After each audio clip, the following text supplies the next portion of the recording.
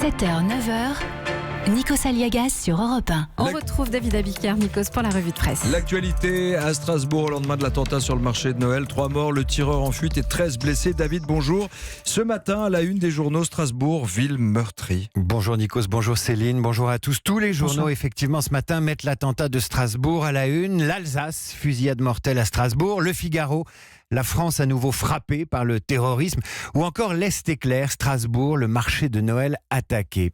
Mais on ne trouvera pas en revanche les dernières nouvelles d'Alsace dans les kiosques. Nous avons été confrontés à l'impossibilité technique de l'imprimer à cause des barrières de sécurité mises en place au centre de Strasbourg où se trouve notre imprimerie, explique ce matin la rédaction sur le site internet du journal. Terreur à Strasbourg, peut-on lire à la une de l'édition en ligne donc. Et cet édito de Dominique Ginck pour qui Strasbourg est la victime de son statut de capitale de Noël. Voilà ce qu'il dit. Le sang répandu est là pour décupler l'horreur, écrit-il. La colère et la division. C'est ce piège de la division qu'il faut éviter. L'Alsace en deuil doit se rassembler autour des familles plongées dans le malheur en ce banal mardi où chaque habitant de Strasbourg comprend qu'il aurait pu, lui aussi, se trouver près de la place Kléber à portée de tir d'un assassin. Et sur Twitter ce matin, les réactions politiques de solidarité pour la plupart, mais très vite, les premières polémiques, c'est habituel. Solidarité de la nation tout entière pour Strasbourg, peut-on lire sur le compte Twitter du président de la République. Même tonalité pour les leaders de l'opposition, d'Alexis Corbière de la France Insoumise aux responsables des Républicains, en passant par Olivier Faure, numéro 1 du Parti Socialiste, qui a ces mots. Dans ces moments-là, tout s'arrête. Nous sommes un peuple, nous sommes une nation, dit-il. Mais non, tout ne s'arrête pas, car très vite, le cas de ces fichiers S passés à travers les mailles de la police provoque d'autres réactions. Combien d'attentats commis par des fichiers S devons-nous encore subir avant d'adapter notre droit à la lutte contre le terrorisme, s'interroge Laurent Wauquiez, lui aussi sur Twitter. Idem pour Marine Le Pen qui, dans le même tweet, dit son deuil aux victimes, évoque, je la cite, la tuerie islamiste de Strasbourg et réclame un changement radical de politique face au terrorisme. Solidarité d'abord, questionnement ensuite, mais également polémique. Le tout intervient désormais sur Twitter en quelques heures quand il fallait autrefois quelques jours. Ainsi, David Rachline, sénateur du Rassemblement national, dès hier soir, tweetait ceci, j'ouvre les guillemets. Si seulement le ministère de l'Intérieur était capable d'interpeller préventivement, aussi rapidement et brutalement les islamistes fichés S, que les gilets jaunes, présumés violents, je ferme les guillemets.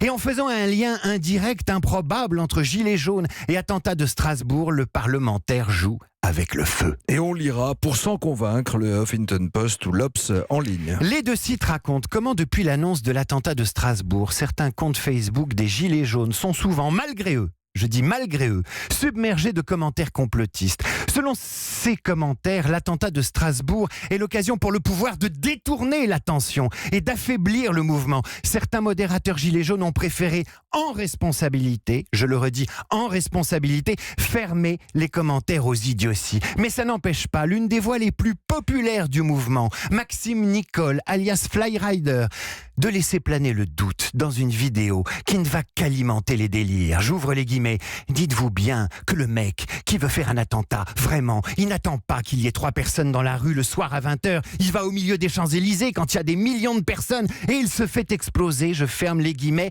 raisonnement fallacieux, mais qui suffit à plonger les plus naïfs dans la confusion et les pousse à soupçonner le pouvoir de se servir du terrorisme pour faire diversion. C'est odieux.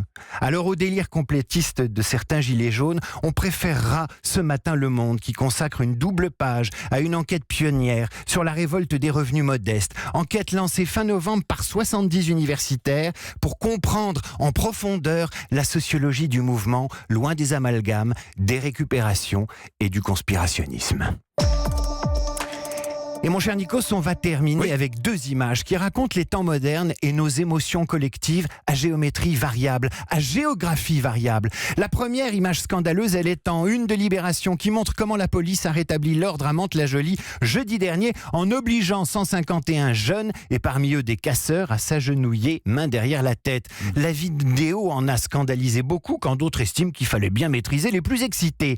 Loin de chez nous, très loin de chez nous, la photo d'un couple simulant l'amour d'amour au sommet de la pyramide de Khéops qui provoque depuis plusieurs jours la colère des autorités, qui parle d'un crime très grave. Vous avez 2 scandales, 2 images. Je vais poster la une de Libération et la photo de ce couple en Égypte. À vous de me dire, en vous mettant peut-être à la place des Égyptiens, la photo qui vous choque le plus.